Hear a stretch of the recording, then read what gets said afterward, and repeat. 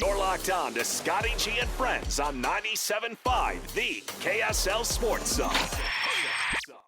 Hey, it's a Friday. Let's get it, folks. Scott Gerard, our friend, Tim LaComb, joining us for all 3 hours.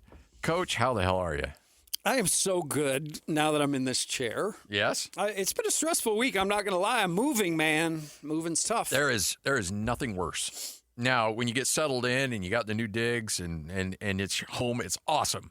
But boy, moving, no bueno, man. No bueno at all. I'm sure you know this, but what's come in handy for me was a decision I made a long time ago. I conned my wife into marrying me. Yeah. And she may be the most organized. Like, she's done it little shifts of shelving first, rugs, so she's kind of, I say, hey, man, you do you. I'm going to just be running around. Yeah. I'll be the muscle. Oh, there's no muscle here, my guy. I'm paying for that. Oh, okay. Smart. Okay. I've muscled enough. Yeah, good. Yeah, they that is money well spent. I mean, I remember the first time we did it and we hired the movers, and they're like, do you want us to pack? I'm like, no. I'll take care of all the packing. Everything's going to be in the boxes. Everything's going to be ready to go. But you just need to pick it up, put it in the truck, and we'll have a little label, what room to put it in, and just drop it off. That's all I want. And I got a little bit of a sticker shock when I saw the price, but I did it, and then afterwards, I'm like, worth every penny. Yeah, and you don't think about that again. Yeah, nope. Your stuff's there, and I told them to hit up a certain somebody that's muscly and quite the mover. has a truck. Oh, yeah. I told him to hit somebody up, find out how good of a friend he really is. I didn't want to bug him. I know he is running.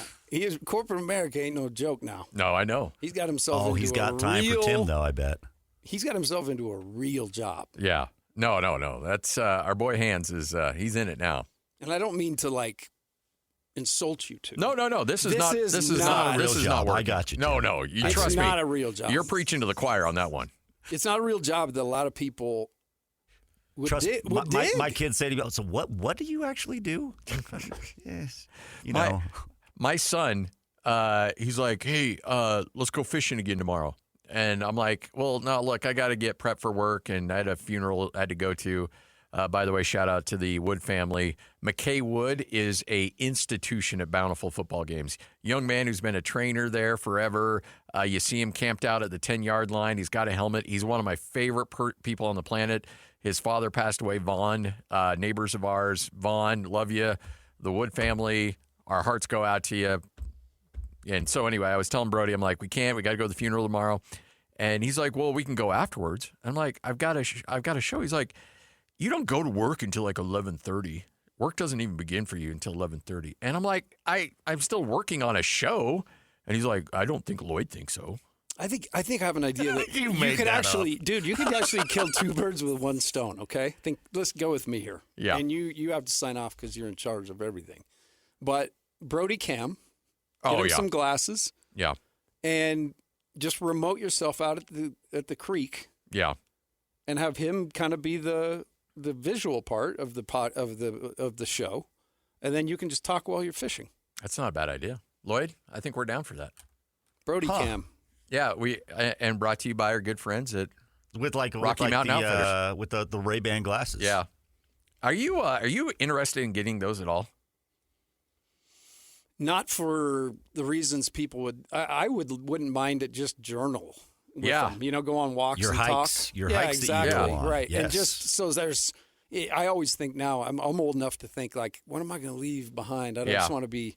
I want to give some wisdom. So that would be a way I don't have to sit down and type it. Yeah, that's a So good idea. for that reason, maybe something like that. But I wouldn't want them for, hey, look where I am and who I'm hanging out with. Taking a walk down the streets of Philadelphia. Or I'm not on another sideline trying to snoop either. Oh, yeah. Looking across. Yeah. Now he was like one of the first dudes that broke him out. Connor Stallions. Stallions. By the way, have you seen that documentary? I actually have not seen it. You need to watch that because I actually came away with that a fan of that kid. Really? The amount of work and detail that he put into that. Hey, every penny that Jim Harbaugh allegedly did not give him, he earned all of it. Like, that kid had a system. He was brilliant in how he put it together. And I'll tell you this, too. Michigan gets all of the hate for it. But if it was going on with one school, in some form or fashion, it's going on all over the place. Yeah. They just happen to get popped. Is there any any of that in basketball? Like, how is there any way to? I remember Stu and Tim Duryea used to have the 2 notebooks, and one of them was real and one of them was fake. Did anybody ever try to figure those out, or was there anything that went along with those? I've heard there may have been some of that. A manager may have been sent to an in-state school to blend in. Yeah. And see what they might be able to get off the cards, because the cards were the Bible. Oh yeah, yeah, absolutely. And one guy would have a set with red letters, and one guy have a set with black letters. And the night they would change what was live. Then you had a guy doing signs. So they were kind of like football before football. Yeah. All these signs you see now. But Stu had, man, I'm telling you what, when you played them, you better be ready for 75 sets. So, yeah, there may have been some of that. Yeah, I just think that's pretty fascinating on the football side, and I'm not sure if there's a basketball version of that. Obviously, we had the Houston Astros banging the old garbage cans. Yep. I could probably catch up to a change-up if I knew it was coming.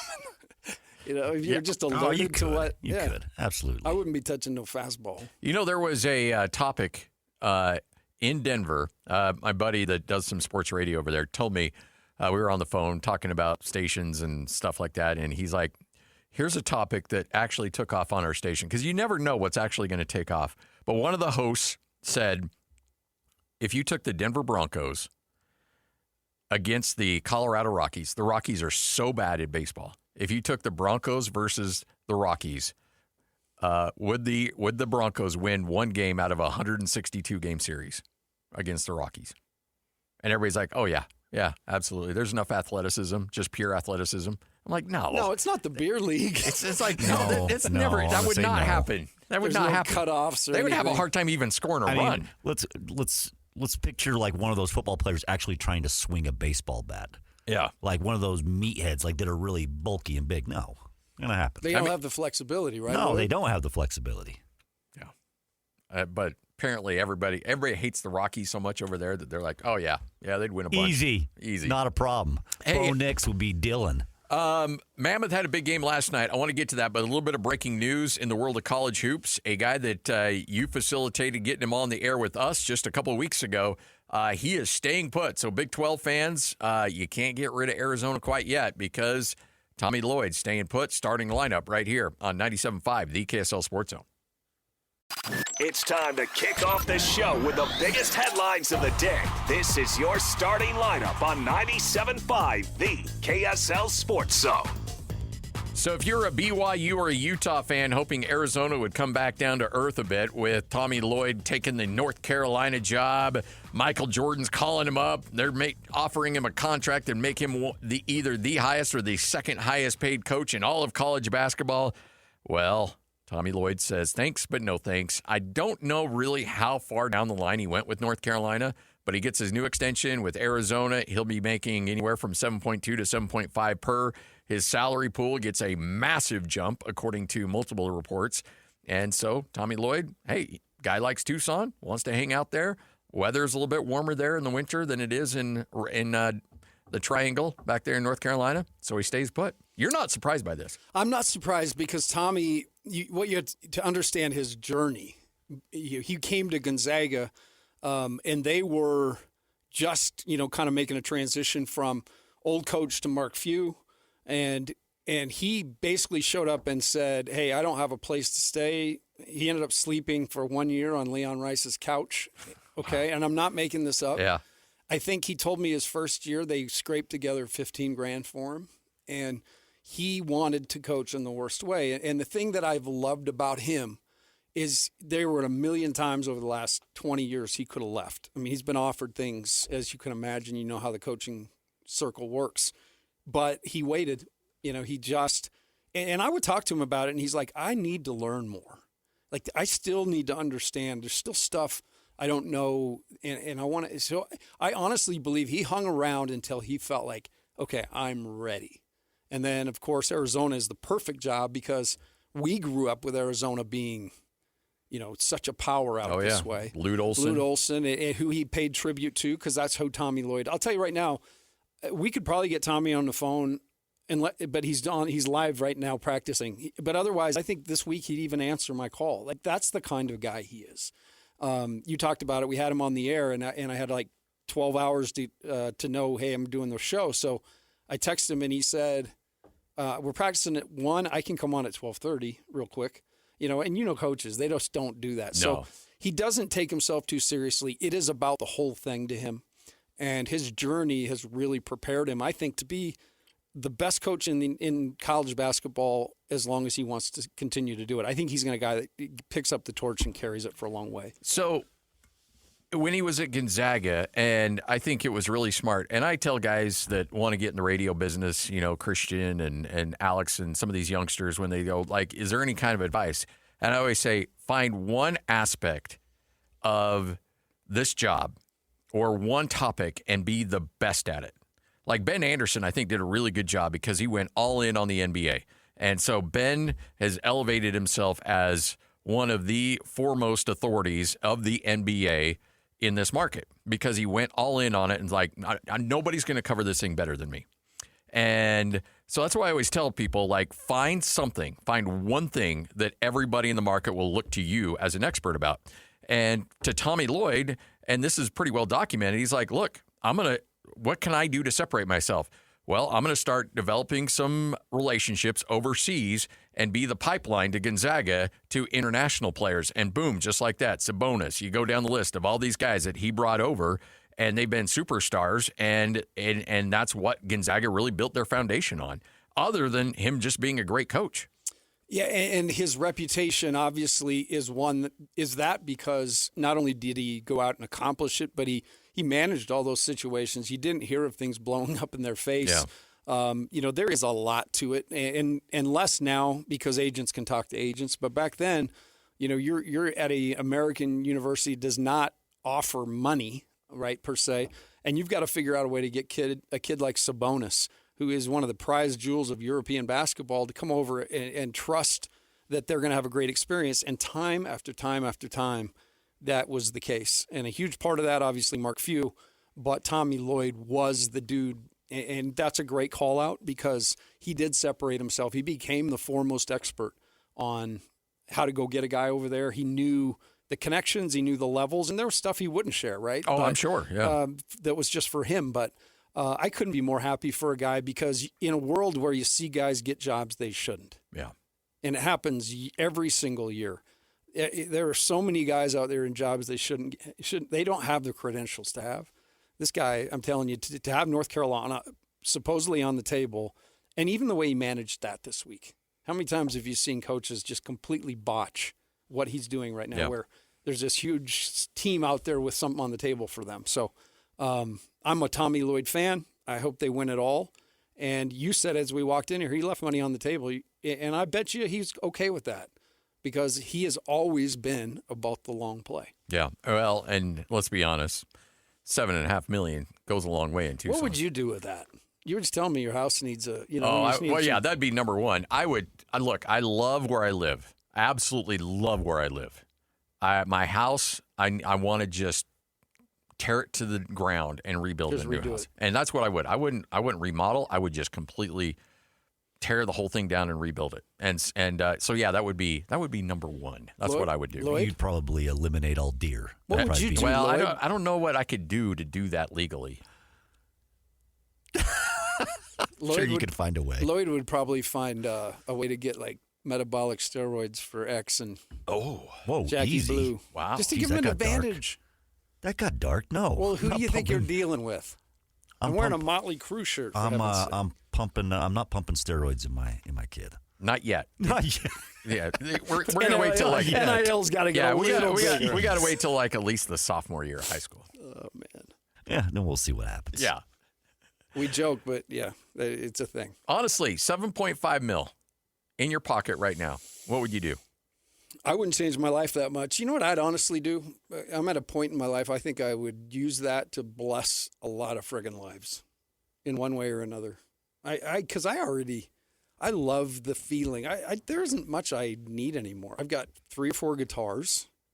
I have an amp. Yeah. I have sufficient beanies for my needs. I have all sorts of rock and roll T-shirts that are cool. Awesome shirt. I'm not a guy that has to, I was driving today and I got slammed. A Hummer went flying by me. Yeah. And I'm always like judging people by the car they drive. Because it takes a special guy to drive. One of my favorite things to do. It takes a special guy to drive a Hummer or gal. Yeah. So I wouldn't go out and like increase my lot in life. I wouldn't sit front row and wear, fancy clothes. Yes. I'd just be me with a little more comfort and blessing the lives of others. I would go to whatever concert I'd want. Oh, yeah. We would buy a box out there at USANA. You guys would be in my box. Nice. Well, give me a couple more weeks, and then I'll decide about Lloyd. Scotty, you'll be in my box. That hurts, Tim. Oh man, I love you. I love you. All right. Yeah, I would do a lot of traveling. That's for sure. I do love that. Have you guys been to Europe? Yes. Lloyd? Nope. Actually, yes. I should not say that. Yeah, you went back to the home country. Portugal. Yeah, so yeah, actually, yes. Sorry, when I was thinking like, going to Italy. Right. No, Portugal, I hear, is incredible. The people are even better. Absolutely. Every Portuguese. Except for one. That's not the truth. TBD. Yeah. I went to, my wife and I went on a cruise, and we hit London, and then we had to bus into Paris. I hated Paris. Hated it. So touristy. Just felt like the whole city was on top of you. And plus, they hated you too. They did. They did. And I had some skirmishes with people at the Louvre. I'll take some ketchup with my fries, please. Yeah. But then we went into Spain. That's where it's at. Spain. Went to Spain. I've been there. Spain is the chillest place on the planet. Tell me you went to Valencia. I did not. You need to take your wife to Valencia. I want to spend 2 weeks in Spain with a rental car, and me and the wife just drive through that country because that place is just chill. And you can get food that's Mediterranean-ish, or you can get pretty normal food. Yeah. That's not the case in France. No. I got bakery. The whole time I was in France, I just got up in the morning, went to the bakery. And croissant? I ate croissants all day. Coach Rose and I walked around with croissant in one hand, cheese in the other, and a Diet Coke in our back pocket. And with no ice, because they don't like giving you ice over there. I'll tell you a funny France story, can I? Oh, yeah. So about 3 weeks after I got hired at BYU, we went on an international tour. I was the operations director. So a lot of things had been planned through a company. Yeah. And then, some of the loose ends like finding activities, restaurants, interesting things to do. That was going to be my thing. So one of the first things I needed to do when we got there, and it was jet lag and there was all sorts of pressure and it was a new job and I didn't want to mess it up, was find the nearest church. Was this Rose or Cleveland? Rose. Okay. And I didn't know him like I know him now. Yeah. So if I knew him like I knew him now, I'd be like, we'll find a church. But I was nervous. And it's not like we're in Salt Lake where there's a church on every corner. So I got busy trying to use a European keyboard, changing the screen from French to English. I got through all that, and somebody came running up and was like, the food's not ready, blah, blah, blah. And it was my first snap ever at BYU, and there would be many more. But I turned real terse, and I said, look, let me find the blanking church first.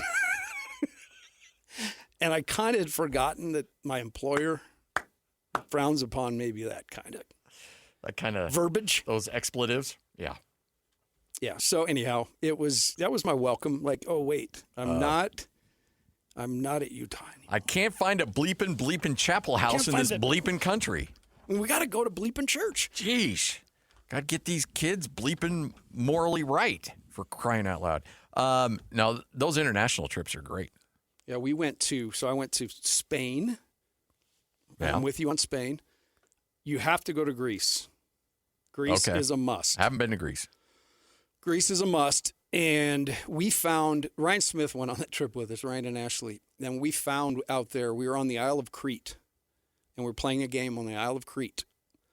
And I'll never forget it. Like, you think we're on the Isle of Crete, oh, nobody's here. And like 40 BYU fans walk in with T-shirts on. Of course. The Isle of Crete. But anyway, we were out there and we found the most fabulous Italian restaurant. Go figure. So we actually ate Italian a couple times on the Smiths out there, which Love was it. really cool. All right, 1224, 97.5, the KSL Sports Zone. The great Craig Bullerjack's going to join us at 1:05. Jay Stevens will join us at 2:05. And at 1:30, the new head coach of the Weber State Wildcats, fired up as it is Caleb Canales will take over that job. And so we're going to have his first media interview coming up with him at 1:30. It's all right here on 97.5, the KSL Sports Zone. Believe it or not, this guy actually has friends. Nice. This is Scotty G and Friends on 97.5, the KSL Sports Zone. Scott Gerard hanging out with Tim LaComb. Jazz in action coming up tonight when they take on the Houston Rockets. Jazz are going to win one of these games down the stretch. I don't know which one. I can't imagine that they're going to go in the offseason on a 12-game losing skid. I hope that's the case. Yeah, we all hope we all hope that's the case. But I'm with you. I think they will find one because these young guys are playing so hard. Yeah. Denver tried to put them away 2 or 3 times the other night and had full strength with Murray going crazy for 37 and Jokic doing Jokic things. I was so impressed with Jokic the other night. He didn't even take a shot until he had 5 assists and 6 rebounds. Okay? He didn't take a shot. He finished the first half 1 for 2. And he was just absolutely happy as a clam because Jamal Murray had 6 threes. What did he end up with, like 12, 17, and 12 or something like that? Just, pedestrian. But, yeah, I think these guys play so hard and they're playing really well against contending teams, so they're bound to probably break through. But to Kennedy Chandler's point, I looked at this the other day. I thought it was interesting. Talks about all the minutes, that you go play after playing college to the pros. And I looked at Ace Bailey. Ace Bailey played 1,000 minutes last year in college. Okay? Yeah. This year, his season's not over yet. He's played 1,863 minutes. So there's it's really double. And it will be more than double when it's all said and done. But that's what broadcasting feels like, too. You coach a college season, and, at the end of this thing, I need, 2 weeks of sleep. Well, I got to imagine, I've heard NFL guys talk about this as well in their rookie year. They get to week 12, week 13, and they're like, all right, we're wrapping this bad boy up. And you're like, no, we got another month of this. And if we're making the playoffs, another 2 or 3 games before it's all said and done. And your body's just like, wait, what? I don't know how we can do that. I saw that up close. I don't think I've ever seen a team run out of gas more than Utah State was playing Villanova. And Villanova's dealt with a couple of injuries. They really had a 7-man rotation. And the way that Utah State plays and the way that they get up and down the court and they defend, in that second half, you saw the legs just fall out from Villanova and just they're done. They were literally we can't get off this court fast enough. And Utah State was responsible for that. I'm not taking anything away from the Aggies, but you just see a certain moment where guys are really, really just huffing and puffing. Now, you look at Ace Bailey. Ace is seemingly getting better as the season's gone on, but that's also because of some great opportunities, too. So he's taking advantage of that. Yeah, he's been very coachable. I've seen opportunities where he could have gotten sideways, with some of the things, and he's taken everything in stride. He didn't come into the room and try to be the man. I think that is so undersold in the world. Yeah. I think so many people come into something new and they feel like, okay, I've got to make my mark. And all he did was come in I'm going to learn from these guys. And he made 3 plays the other night in the game. He made a quick pull 3 right in Drew Gordon's face from right in front of the bench. That is a hard shot. He didn't even really bring it down. He just caught it. And he was there, and he just, instantly shot it. Like Markkanen sometimes gets those off quick. He made one where he drove hard down the alley, got to a jump stop, and then took a big old step back and kind of a fader that we've seen guys like Carmelo Anthony do. Yeah. He had some flair to that thing. And then, the power game where he drives the lane, dudes get out of his way, and he just comes home and bangs that thing. So, man, I know the Jazz, the win total is not there, but I've been preaching this to the choir for a long time. These dudes in the front office are so good at what they do, and the excitement. I can feel the excitement now for next year already. The game the other night was nuts against the Nuggets. Yeah. Because they appreciate this effort, right? So anyhow. Well, I mean, that's what Jazz fans are. I mean, they will. I mean, that's why. What's the guy? Trevor. I can't remember the dude, the cereal guy. I mean, they love that dude. Jay Crowder. Jazz fans love that guy. Jay was a black hole when it came to offense. Oh, you're talking Trevor Booker. Trevor Booker, yeah. And but there are certain guys out there that just resonate with the fan base here because you can see the effort, the try. That's what will resonate with this fan base. Carlos Boozer is a hell of a player. Never resonated with the fan base because they didn't really feel like the effort was there. But, I mean, the guy was awesome. People forget how good of a player he was in his prime. But, fans never really – they thought, oh, okay, here comes a pull hammy. He's going to be out for 3 months. But if guys play through injuries, play hard, risk their body, dive for loose balls, play good defense, dude, you'll never have to pay for a meal in Salt Lake City the rest of your life. And what's crazy to me, Scotty, is that over the course of this rebuild, and it has not been easy to live it day by day, but the way I say this a lot on pre and post, but the way I chose to look at it way back then, when you gave me the opportunity to start doing it, was I was on the back end of a team that felt like maybe they could make a run, and that got disbanded, and I've been basically able to watch this thing every single game pretty much for the entire rebuild, and I likened it to building a house. You talked about ripping the house down and building it up again, and I watched like really sturdy foundation go in with Will Hardy. And, I know people want to debate because he doesn't, quote unquote, win games, but you got to understand what situations have been. But I've seen a guy who has instituted, to your point on us hard playing, instituted a culture that has resonated and stuck in the midst of a rebuild. And that's really hard to do. It's hard to be transparent in it. It's hard to be authentic in it, but he has done, he's just done a yeoman's job. Yeah. And so he's the foundation. And then little by little, you watch Keontae becomes, well, that's a nice feature. Ace Bailey, I knew when they drafted him, this dude's going to be an all-star watching his tape. But the way that then they make the trade, this team, we did Fact or Fiction the other night on the pregame show. I did TV, which is rare. They keep me away from cameras at all costs. I don't know, dude. You're made for the camera. But it was me, CJ Miles, and the great Alema Harrington. And it was Fact or Fiction. And the first question was, is LeBron James the GOAT? What was my answer? No. Correct. I feel like Michael Jordan's the GOAT. Michael Jordan's always the GOAT. Okay. And my dad thought Oscar Roberts. I prefaced it by saying my dad said Oscar Roberts. Where did CJ go on that? CJ went fiction as well. He was with Jordan. Good. Yeah. Second one was, are the Jazz a top 8 team next year in the West? Oh, fact. And I said, well, I'm going to fact this and trumpet. No relation to. I was just talking to the president. Huge. I was just talking to the president. No big deal. He drives a Hummer. Yeah. So anyhow, I said top 6.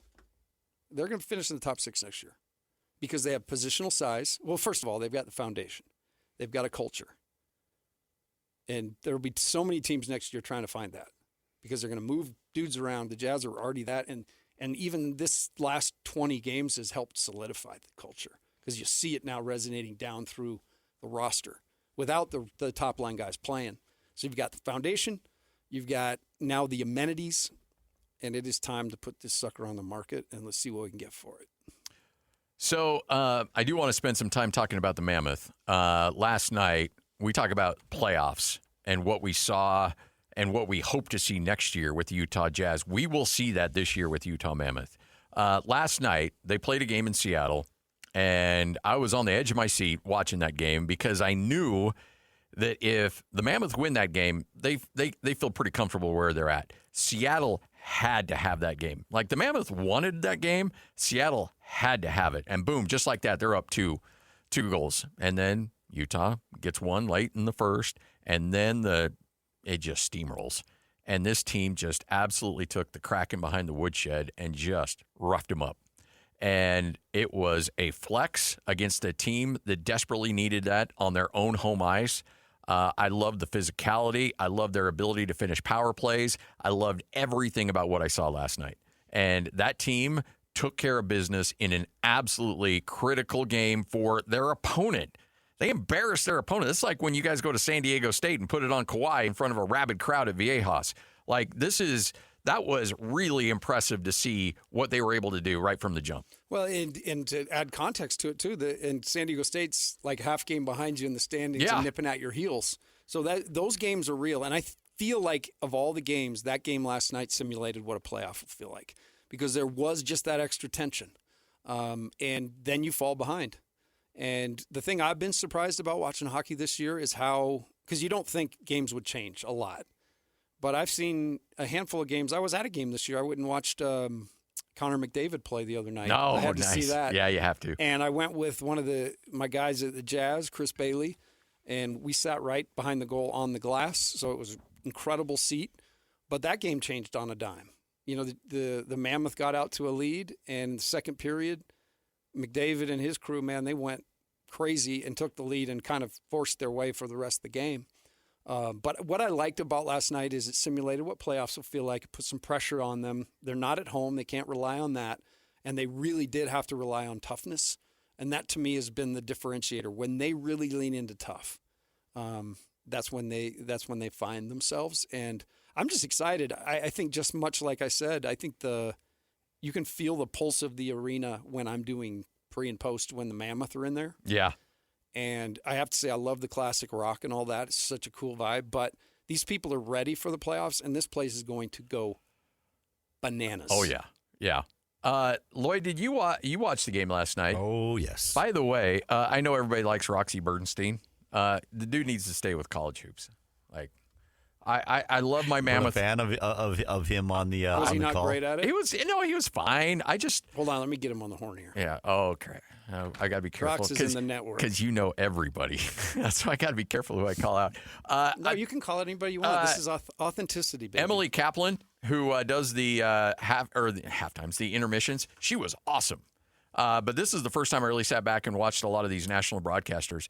But I'm watching that broadcast last night, and after the game, they interviewed Logan Cooley, who was fantastic again. And I look at Cooley, and look, I've seen him a bunch. I've been in the same room with him. But for some reason, watching him last night really resonated with the fact, like, holy smokes, this kid he's so young. He is so young. I mean, he had that baby face going on, and it's just like, my goodness, if the Mammoth, as they have, lock this kid down and can build around him and add the pieces, and if these draft picks pay off, there's no reason why this team isn't capable of hoisting a Lord Stanley Cup here in the next 3, 4, 5 years. And the cool goings on, too, like Ryan understood the assignment, Yeah. to borrow a phrase. And, his vision was not just let's bring a hockey team here, but let's bring a championship-level hockey team here. And you may not bring it right away, but the things they've done, the facility is beyond compare. And having, I work out at Southtown during the day, and so visiting teams will come out to the rink to use it. And that's actually, a great design, too, because they walk in there and their jaws hit the ground. There's nothing like this in the NHL.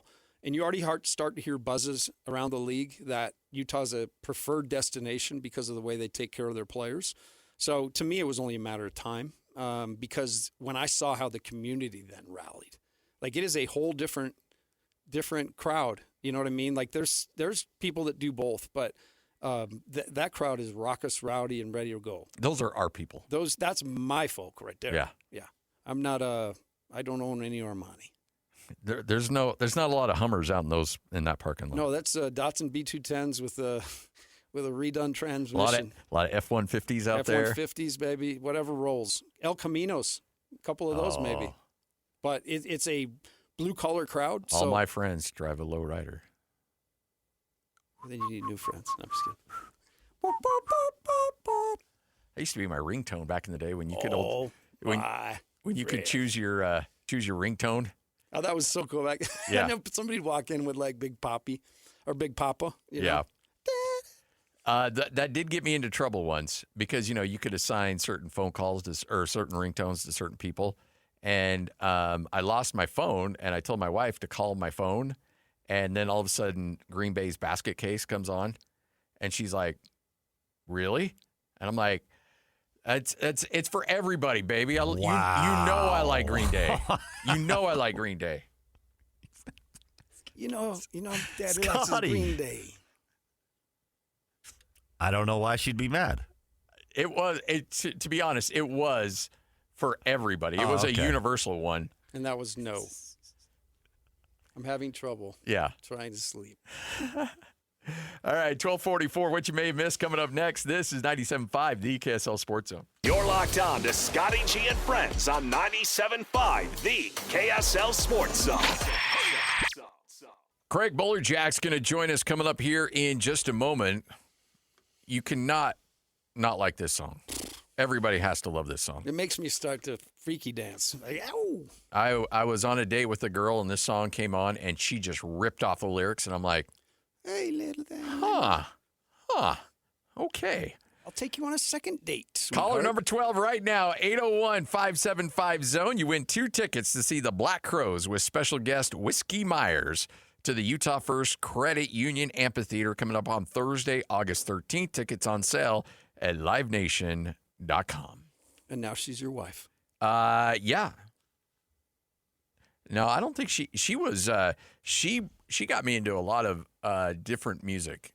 She was into big Pearl Jam fan. Really? Yeah. She even had some, remember Bjork? Oh, Bjork. She had me listen to Bjork back in the day. I know, right? I mean, that's progressive. Yeah. Bjork. I just like the name. Bjork. I know. And then so when I was like, well, here's what I like to listen to. His name's Chris Ledoux. And you were. Oh, yeah. I was big. Straight country? Old school country at that point. Waylon Jennings. Throwing Copenhagen cans. Copenhagen. Yeah. I think he's regressed because I saw one sitting in here, unless that was Jake's. No, that's not mine. I'm just kidding. April Fool's on the 3rd. We're not even supposed to bring drinks in here. No, we would never do in that. Here, man. No, not one bit. Final Four coming up this weekend. Arizona. All right, so you talk about the long play with Tommy Connor. How about this? Or not Tommy Connor, sorry. I don't know why I got Tommy. He's the long play, too. I don't know why I got Tommy Connor stuck in my head. But how about the fact that Tommy Lloyd sits at the podium and says, "I am not taking the North Carolina job." Well, guess who's everybody will now be talking to Mark about Pope. it? Dusty May. Oh, I thought Mark Pope might get it. So Dusty May now has to deal with the distractions for Michigan, who will be playing Arizona. And Dusty May, that is a job that Dusty probably will take. Yeah. I mean, Michigan's awesome, don't get me wrong, but Michigan's a football school. Yeah. Kyle Whittingham's like, I own this school. Yeah. That's Kyle's territory now. I think Arizona and Michigan, though, look, I don't want to cross out UConn after what we saw, and Illinois obviously is a great story, but doesn't it feel like that's your national championship game? Yes, no, without a doubt. They've been the two that have just kind of risen above everybody else. Like when Michigan got my attention when they beat Gonzaga by 40. Yeah. Gonzaga does not lose, period. And when they do lose, it's never by more than a few. So that was pretty telling. And then when you watch that tape and how they ragdolled them, but they've ragdolled a lot of people. So I'm with you, I think. And then if it's that, whoa, look out. Could be one for the ages. Jared Calhoun really brought up an interesting point after. And by the way, look, score-wise, Utah State was one of the best to handle, to take on Arizona in this tournament. Hey, so in my mind, I look at games like there's push and pull, right? It's like your tug of war. And I felt like in the beginning of that game, if Utah State could have made some shots early, they maybe could have got a little traction early, but they stayed in it. They got down. But to me, the real key was they got that rope coming back their way in a big way, to the point where if there was a few more minutes, it might have got interesting because Utah State, like you said, their pace and the fact that every pass you make is contested.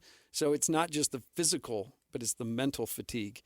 And, yeah, man, I was really impressed. They played them better than anyone. And, I mean, they had the ball down 4 with about, 4 minutes left. Can't ask for a better situation up against a team that may end up being a national championship. But afterwards, Jared Calhoun brought up a really good point on when I talked to him on my postgame and then in the postgame comments at the at the podium, but he said, I'm really fascinated to see what Arizona does and the style in which they play and how successful that will be throughout the course of the tournament. And some people took it different ways. Like some people thought that when he said that, he wasn't overly impressed with Arizona and how they played.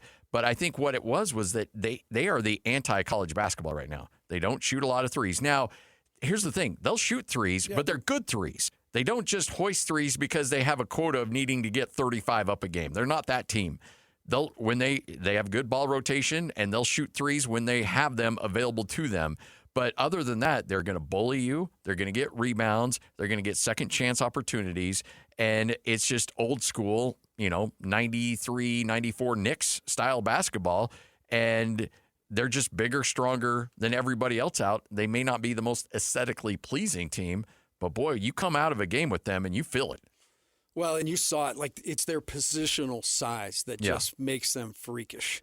And when they played Purdue, I thought, in terms of battle of styles, two teams, it would almost be like lining up two, wishbone teams that love to just grind it between the tackles and when lucky, get outside maybe a little bit. But they really handled Purdue. And Purdue is solid. They don't make mistakes. Arizona forced them into mistakes by just being bigger, stronger, faster. They're a freakish team, and BYU played them great this year too. BYU, same type of deal. They were pushing hard to get back, and if there's another 30 seconds, I think BYU probably beats them that night. Matt Painter's teams in Purdue, that's they're known for their length. Yeah, length and physicality, and to be bullied by Arizona in that way, shape, or form. I mean, that was super impressive to watch.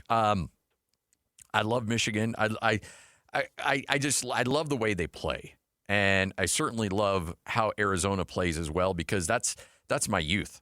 That's me watching basketball growing up, and so when I see that, I'm like, oh yeah, if I was coaching a team, that's how throw it in the post, man. Throw it in the post, back to the basket game. That big 7-footer, blocking shots right and left. Just yeah. And really, all it is, like if you just dumb basketball down, and you that's watch a good point, right? You watch it enough. When you cross half court in a half court set, all you're trying to do is gain an advantage where somebody has to help. That's what you're looking for. So you can accomplish that a lot of different ways. Motion with screens, to be able to free guys up and give them a little space. Ball screens, which everybody in the world does. But the old tried and true way, too, is if you got a real threat, throw it to them. And it doesn't even need to be down on the low block anymore. Yeah. You see Jokic all the time at the nail or at the top of the key.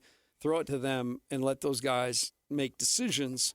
And, both, I would say Michigan and Arizona, they're aesthetically pleasing because they play basketball. They just try to play on advantage. And most shots are on advantage and most shots are good shots. I don't want to, I am going to, but I'll steal the line from David Locke. What Arizona does really well is the hockey assist. It's the assist before the assist that I think they do a tremendous job with their ball movement. And if, in this day and age of college basketball, where it's just a talent grab, especially when that portal opens, you got to be like, okay, I'm going to get that guy, and just bring him in.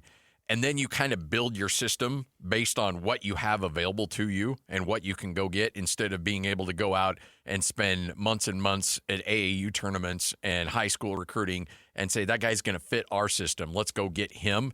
Instead, you go get the best players and then you build what you can around them. Is this what, when Tommy Lloyd builds a team, is this a Tommy Lloyd team, or is this a team that Tommy Lloyd built based on what was available to him? No, this is a Tommy Lloyd team for sure. And you look at those Gonzaga teams that he recruited most of the guys for back in the day, and they always had big guys that you had to deal with down low, that if you threw them the ball, that you had to do something as a defense. You couldn't, they had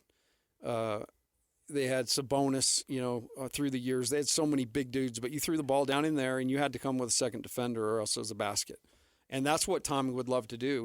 He doesn't need to run a play. They run the ball up in transition. His guys, if you watch it tomorrow, are so good at posting in transition. Like the minute ball crosses half court, you throw it ahead, and that big's finding somebody to just absolutely demolish. And usually in transitions, it's small because the bigs are handling the rebound and getting back. Guards have to be there early until the big can come. And so, Yeah, a lot. That's one area that they're just great, and he would love to play inside out all night long. And so to me, whoever wins that game, Illinois. I actually think Illinois will beat UConn. I think Illinois is going to win because I think Illinois is the most like those other two. Yeah, they're not quite at that level, but they're pretty darn close. By the way, I'm trying to think, and I'm not trying to rub salt in the wounds. You got the Deladova shot. I'm trying to think of just heart-wrenching losses that you may have been on the sideline for. How do you, if you're Duke, I don't know how you come back from that. I really don't either. And 2 years in a row, really. Last year, the out-of-bounds play that they couldn't handle. It's going to probably wear on the psyche of Shire more than anything because he took the seat of a guy who never made mistakes, right? And if he did, it was not his fault because he had built up enough capital. But I think, the unfortunate part, that's something I did a clinic on Monday, spring break clinic up in Farmington for some youth with the Jazz. And one of the things when we teach each component in about 45 minutes of just learning how to figure out how to play and passing. And one of the first things I tell kids, man, you can't just throw the ball where you want to throw it. You have to use deception. It's like a magic trick. Show it one way and throw it another. And if you go back and look at that, if Caden would have, and he's done it a million times, if he was stepped with force and pump fake that, both guys jump in the air, and he probably steps through the trap, game over. Yeah. So at a certain point, it's just or like, just hold it and take the foul because there's not 10 seconds left. Yeah. But bottom line, don't do what you did. And that's what makes it so hard to. That's a very good team that a lot of people thought could win it, and it comes down to one play, and you don't execute, and you're out. Yeah. This is going to haunt Shire until he wins a national championship. No question, because I can attest. When I went to BYU, they hadn't won a tournament game since the early 90s. Yeah. I think it was Roger Reed won the last tournament game. And then all that time, I think we got there and they still hadn't won one and actually had been to the tournament once and lost. So I was a part of two more losses and it started to mount. You feel pressure. And when we finally beat Florida. OT, right? In overtime. Yeah. Jackson Emery, if you're out there, I love you to death. He hit. We're down 4 in an absolute must-have possession. And we're trying to work it into a ball screen. They do a great job. So it's one of those possessions that you have to kind of you can't start over because there's not enough time, but somebody needs to make a play. And so it gets kicked out. I'll never forget it. Goes 11-10. Ball gets skipped to Jackson. He hits a 3 at the top of the key to cut the game to 1. If he misses that shot with I think there was 2 minutes left, then you're into really dicey territory. But then we come down, get a stop. Anyway, it goes to overtime. We win. And I felt 25 pounds lighter walking down the tunnel. No lie. Because there were a lot of people that had played and coached, and had a lot of success, but never won a tournament game in all that time. So it was neat to get that done. The great Craig Bolichak up next. This is 97.5, the KSL Sports Zone.